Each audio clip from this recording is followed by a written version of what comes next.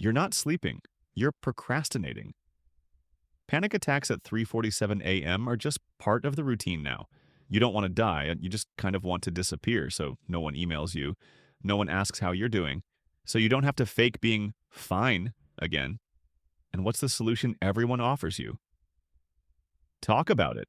Not to your boss, not to your senator, not to the people building the world that's wrecking you, but to your therapist for $150 an hour. You say you have anxiety. They give you breathing exercises. You say you can't work. They send you productivity hacks. You say you don't feel anything anymore. They give you a 7-step program to find your joy. You're not living, you're processing. Processing attachment issues so you don't freak out on a Zoom call. Processing inner child wounds so you don't flinch at Slack notifications.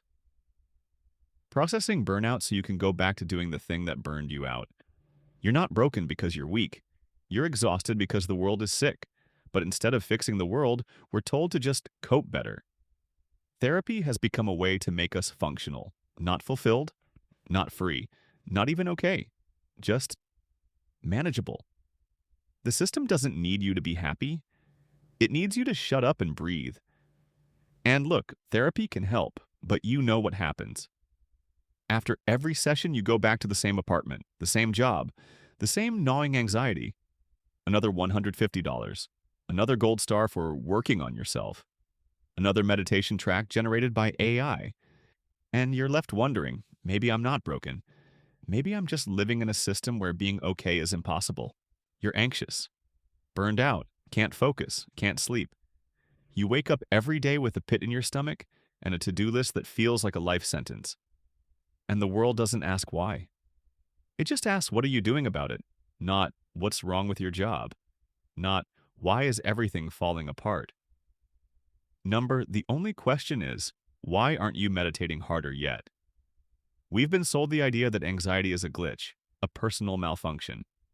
Something wrong inside you, a wiring issue, a chemical imbalance. The fact that everything around you is unstable, unfair, exhausting, and broken? Just coincidence, I guess. You're told your suffering is a personal failure, that your panic is your fault, that if you just changed your mindset, you'd feel better. No one ever stops to ask, what if your anxiety isn't a bug? What if it's a damn alarm? But that's not profitable. So instead, we get solutions, apps that buzz when you should breathe, therapists who help you tolerate the intolerable, coaches who teach you how to optimize your mental state so you can go back to being a high-functioning cog in a collapsing system. You're told that anxiety is the price of ambition. That burnout means you're really trying. That waking up with dread is normal, as long as you can make it aesthetic. Anxiety has been normalized, monetized, packaged. Now it's content, it's merch, it's a brand, and that's the real trick. You feel bad because you're human, but they convinced you it's because you're weak. You say, I can't concentrate. They say, maybe try cold showers. You say, I hate my job. They say, be more grateful. You say, everything feels meaningless. They say, write 3 things you're thankful for. You're not burned out. You're not managing your energy. You're not scared. You just haven't built enough resilience. You're not angry. You have unresolved trauma. The self-help industry has turned real systemic suffering into a checklist of personal defects. Everything becomes your fault and your responsibility to fix. But what if it's not you? What if you're having a normal reaction to a completely dysfunctional world? You're not broken because you're anxious. You're anxious because you're paying attention. And maybe the real sickness isn't in your brain. It's in the culture that told you this was all fine. Here's the part no one wants to say out loud. Our pain is profitable. Our anxiety, monetized. Our burnout, scaled. Our depression, branded. There's a whole economy running on the fact that you feel like shit every day. You're not broken. You're a recurring revenue stream. You can't sleep? Someone's got a breathing app for that. You're spiraling? There's a subscription-based meditation for that. You feel numb? They've got a microdose and a gratitude journal bundle. This is not a support system. It's a business model. The mental health industry isn't built to heal you. It's built to stabilize you, not to help you feel whole, but to keep you functional enough to keep going. Just enough relief so you don't quit, but never enough clarity to realize how deeply the system itself is making you sick. When you say, I feel hopeless, they say, reframe your thoughts. When you say, my job is destroying me, they say, have you tried breathing exercises? Cognitive behavioral therapy, at its worst, becomes a tool not to liberate you, but to condition you. Feel panic? Reframe it. Feel trapped? Meditate? Feel rage? Breathe. The world could be collapsing around you, and CBT would just ask you to think about it differently. And look, therapy helps people. Medication helps people. No argument there. But we've taken individual tools and turned them into collective anesthesia. A way to silence the alarm without putting out the fire? Because the real nightmare for the people in power isn't that you're sick. It's that you might wake up and ask, wait, why am I the one being treated when the world is what's actually insane? Pharma companies don't want that. VCs investing in AI therapy chatbots don't want that. The HR department running Mindfulness Week doesn't want that. They want calm. They want quiet. They want compliance dressed up as healing. Real change? That's expensive. That's disruptive. That would mean rethinking how we work, how we live, how we care for each other. So instead you get, have you tried journaling? Maybe adjust your mindset. Don't be so negative. You're not allowed to ask for systemic change. You're allowed to manage your reaction to the absence of it. So your anxiety gets flattened into a calendar reminder. Your panic becomes a growth opportunity. Your rage, a shadow to integrate. And you start to wonder, is this healing or is it just sedation? You're not wrong for feeling overwhelmed. You're not too sensitive. You're not broken. You're a human being in a culture that treats suffering as a subscription service. And if you ever did fully heal, fully wake up, fully unplug, well, that's not good for business. You're in hell, literal hell. But instead of asking, how do we put out the fire? You're told, have you tried accepting the fire? Breathe through it. Let the flames move through you. You can't sleep. Not because everything is unstable and your brain is short-circuiting, but because you're resisting the present moment. You're spiraling, you need better boundaries. You're collapsing? Try gratitude journaling. The world is on fire and they hand you a yoga mat, a breathing app, a push notification that says, reminder, you're okay. Maybe. You're drowning and instead of a rope, you get a TED Talk. How to emotionally reframe your own slow demise. We used to riot. Now we subscribe. We used to unionize. Now we manifest. We used to scream. Now we curate our breakdowns with lo-fi music and soft lighting. We don't ask, why do I feel like this? We ask, how can I accept it without making anyone uncomfortable? Because somehow suffering has become a personal branding exercise. You're not burned out. You're on a pause journey. You're not depressed. You're reclaiming softness. You're not broken. You're just in your shadow work era. Pain has become a vibe. Crisis, a content pillar. You get a badge in your wellness app for not crying during a Zoom call. You get praise for pushing through instead of screaming, what are we even doing? Even your collapse has KP is now.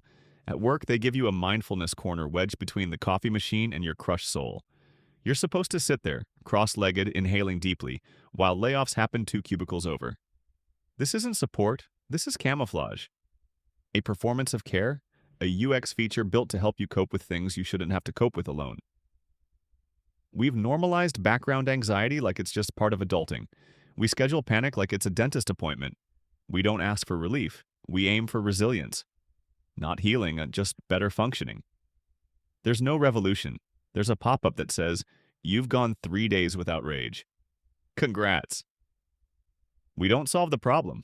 We optimize our response to it. And what's the message behind all this? You're the problem, and the product, and the solution. You're exhausted? Drink more water? You're screaming into the void? Have you tried 5 minutes of guided breathwork? You're feeling suicidal? Try running. No, really, just jog it off. That's the absurdity. You're stuck in a burning building, and someone's coaching you on how to emotionally reframe the flames. You are a target of exploitation, but you're expected to feel empowered. You're in free fall, but you're supposed to post about choosing joy. We're not recovering. We're adapting to the symptoms of a society in collapse. Too anxious to rest, too numb to scream, too well-informed to hope, and maybe that's the final joke. Healing in this economy just means learning how to suffer with better posture. This isn't new. We used to shock people with electricity. Now we just charge them a monthly fee. In the 19th century, women were diagnosed with hysteria and locked in asylums. In the 20th, depression was treated with insulin comas, electroshock, and lobotomies. Because the issue we were told wasn't the world as it was you. You were a broken mechanism in need of recalibration. In the 1950s, too much sadness got you institutionalized. In the 1960s, existential dread earned you a bottle of Librium. There was no space for grief, no language for despair. It's just pills, restraints, and protocol. Then came antidepressants. The perfect product? No questions asked, no changes demanded, just less feeling. In the 1990s, the pharmaceutical revolution wasn't just about medication. It was marketing. Chemical imbalance. Low serotonin. Fix your brain, not your job, marriage, or life. It was genius. You didn't need to change your reality. You just had to feel better inside of it. And this wasn't incompetence, it was strategy. Every time someone asked, "What's wrong with society?" the system asked back, "What's wrong with you?" Michel Foucault called it the medicalization of deviance. R.D. Loing said madness was a sane response to an insane world. But those ideas were dangerous. Easier to say, "You're just anxious." Now go download Headspace. Instead of fixing the world, we fixed perception. Instead of changing the system, we changed brain chemistry.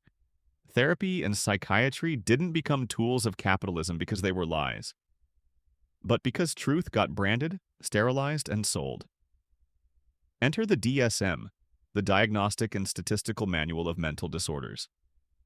Originally meant to describe, eventually used to define what's normal. Can't sleep because your rent is unpayable and your job is collapsing? Anxiety disorder. Can't focus because your brain is shattered by overstimulation? Adult ADHD. Can't get out of bed because your world feels meaningless? Major depressive disorder. But maybe, just maybe, it's not that you're broken. Maybe the norm around you is pathological. The DSM became less a catalog of illnesses and more a translation guide for capitalism's side effects. It gave us a medical language for what happens when humans live under chronic pressure and isolation. Because if you ever stood up and said, "It's not me that's broken, it's the system," they wouldn't listen. They'd give you CBT. They'd reframe your beliefs. They'd offer you an app that rewards you for 3 mindful breaths with a badge that says, "Thriving." It's the same logic wrapped in new UX. You're still the patient. Your pain is still a bug. Your job is still to get better. Today, no one throws you in an asylum. You sign up yourself with your credit card and an email. You're not restrained. You're logged in. You're not silenced. You're streaming. You're not diagnosed. You're subscribing. But the message hasn't changed. Your psyche is the problem, not society, not inequality, not the economic machine. You. That's the new discipline. You've internalized the blame, and now you pay for the cure. So no, this isn't a modern tragedy. It's a legacy, a tradition. Just with cleaner branding, nicer fonts, and a push notification every morning. Reminder, you're okay. Even if everything around you screams you're not. You're anxious, you can't sleep, you hate the life you're living, and all you know how to say out loud is, "I'm anxious." Not, "I live in a world where surviving feels impossible." Not, "There's nothing wrong with me and the world is messed up." Just, "This is my problem. I can't cope." We've been trained to believe it's okay to feel despair, but not okay to name where it comes from. Even when you're drowning in pain, you're expected to say, "I'm working on myself. I'm in progress." It's all childhood trauma. Not the political system, not the market, not society, just trauma. Inside you, yours to fix. Right now, the world is seeing a boom in therapy, or more accurately, in the simulation of therapy. There aren't enough real professionals. Public mental health systems are broken. People with depression are stuck on wait lists for 6 months or more. But at any moment, you can pay for a subscription to emotional support. This is the reality. Not help, but a service. Not healing, but emotional leasing. As long as you're paying, you're allowed to feel. The system doesn't care if you actually get better. It cares that you keep functioning. that you don't break down at the wrong time, that you keep working, paying, complying, that you say, I'm anxious, but never, I'm in a prison without walls. Each generation is given its own language to not go insane. Boomers. Everyone lives like this. Gen X. Stop whining. Millennials. Level up. Gen Z. Call it anxiety and get therapy. But no generation is given the language to say, we don't want to play this game anymore. Meanwhile, the reality is, anxiety and depression are at historic highs. Burnout is an official medical diagnosis. Suicide rates among young people keep climbing. The average doctor visit in America lasts 11 minutes. The average therapist session costs anywhere from $120 to $300 an hour. But hey, you can. Download a chatbot app, listen to affirmations, buy a guided journal, take an influencer's How to Manage Anxiety course. No credentials needed. The mental health industry has turned pain into raw material. The moment you identify as anxious, the system instantly sells you a book, a subscription, a course, a challenge, an NFT that says healing. Now say it out loud. I'm not anxious. I'm panicking because it's normal to be panicked right now. I don't want to cope. I want something worth coping for. I don't want to learn to accept loneliness. I want to not be alone. In that moment, you stop being a customer. You become a threat because you don't fit the market. You don't buy the explanation. You don't accept the lie. This is what's happening now. The system sold us therapy as an exit, but gave us no entrance to a different world. It taught us to talk about anxiety, but never to say, it makes sense, it's valid. It should be heard, not medicated away. We forgot how to be political. We became emotional objects. Regulate yourself, accept the stress, be flexible. Don't break the system. Adapt to it. Every day people say, I'm scared. I'm lonely. I can't do this anymore. But it all gets translated into clinical language. Not as a warning, but as a symptom. And a symptom is something to be neutralized, not heard. So here's our big mental health progress.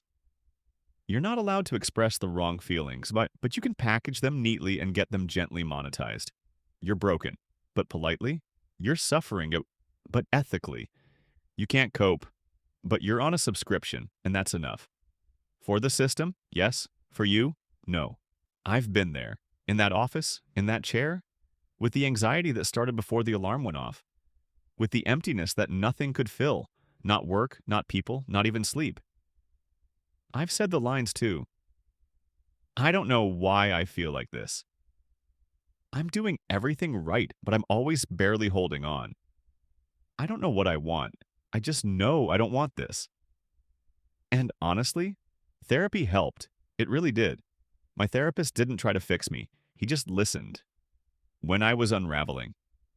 And for the first time in a long time, I felt like I wasn't being a burden, that I didn't have to perform, that I could just be a person, not a role, not a function. But then I stepped outside and the world was still the same. Same headlines, same bills, same blank-eyed strangers on the subway. And it hit me. I was healing not to feel free. I was healing to be usable again, for work, for the market, for the machine. I stopped screaming on the inside so I could be ignored more efficiently. I'm not against therapy. Truly, I'm not. I believe everyone deserves a space where they can fall apart without being punished, where you don't have to justify your feelings, where you don't have to be productive, where your pain isn't met with advice, just presence. But it hurts to watch what that space is being turned into. A placeholder for real conversations, a way to privatize suffering, to put a soft rug over a hole in the floor, to sweep everything systemic, everything ugly, everything real under pastel affirmations and coping tools. I'm not afraid of therapy. I'm afraid of what's replaced politics with pathology. Afraid that we don't have a language to talk about suffering, so we medicalize it. Afraid that we don't say, this world is breaking me. We say, I have an anxiety disorder. I'm not a hero. I'm not enlightened. I doom scroll. I shut down. I binge Netflix instead of journaling. I stay silent when I should speak. I talk too much when I should listen. But more and more I feel a crack inside, like I've been handed a role I never auditioned for, Like I'm being told not to accept myself, but to accept the absurd, to accept that loneliness is normal, that anxiety is just modern life, that exhaustion is the price of ambition. And I'm tired. Tired of patching myself up just to re enter the thing that broke me. Tired of self help that keeps us functional but silent. Tired of group therapy for people drowning in the same storm. While no one turns off the damn faucet, I want a different kind of healing. Not one that isolates, man, but one that connects. Not one that says, this is yours to carry, but me too. I want communities, not just counselors.